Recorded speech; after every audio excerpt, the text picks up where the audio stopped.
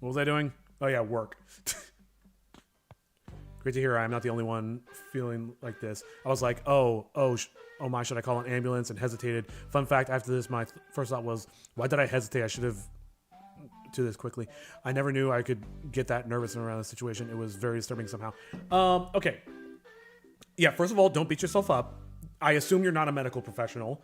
If you were in like medical school and you were like, oh, I'm learning to be like an EMT or something like that, then I'd be like, okay, maybe it's something you need to work on. But just as a regular civilian, it's good that you want to help, but also there are some cases where helping is the worst thing you can do. Like, for example, all right, calling 911, calling the ambulance, whatever, that's always good.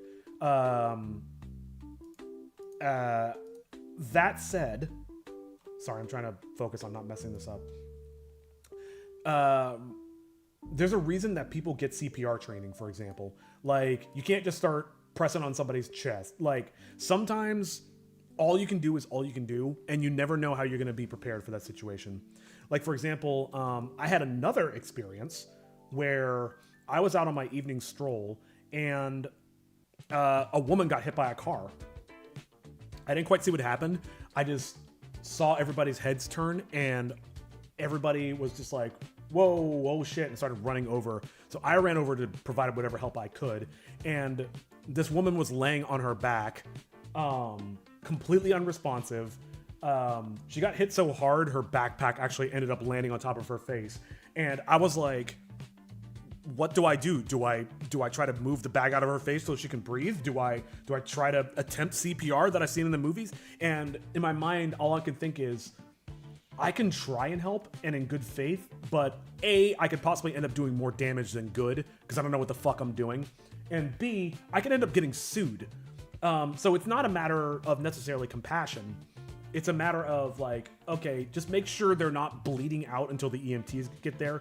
But I was like, I try to compose myself. I tried looking over her. I'm like, okay, I don't see any open wounds. I don't see her with any like broken limbs or anything, like nothing sticking out of her. Like, it wasn't anything that required like every second counts attention. So I was just like, I'm gonna try speaking to her, and that's literally all I can do, and tell people to call 911. And that's all I could do. And I waited until the EMTs got there. They got there like maybe 2 or 3 minutes later. Then the cops showed up. They asked me a couple questions, and then I went my separate way. That's smart of you. Takes note of that. Now that I'm telling all these stories, I'm starting to realize this happens to me kind of often. When I was like 20, I was in a supermarket, and a dude, older guy, maybe in his like 60s or 70s, collapsed on the floor, and he was like pulling, like blood was like falling out of his mouth, and I was like, and someone screamed, "Do something!" And that was the first time I ever froze. Also, in case of a medical emergency, always point to someone and tell them to call 911, because usually other people assume someone else is going to call 911, which could lead to death. I mean, yeah, or you could just call yourself.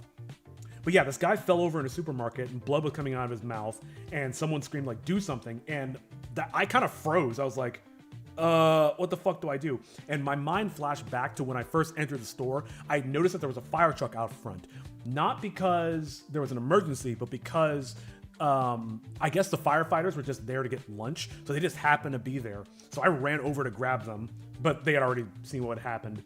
But yeah, ever since then, I kind of beat myself up about not acting more quickly and freaking out and freezing. So I've always kind of like kept in the back of my mind to be prepared for stuff like that. But also at the same time, I'm not a medical professional. I don't have CPR training, so I literally did all I could. So on the one hand, I understand you want to be able to be helpful and react quickly in the moment. But also, if you don't have training, what else are you going to do, you know? Like, just don't beat yourself up over it.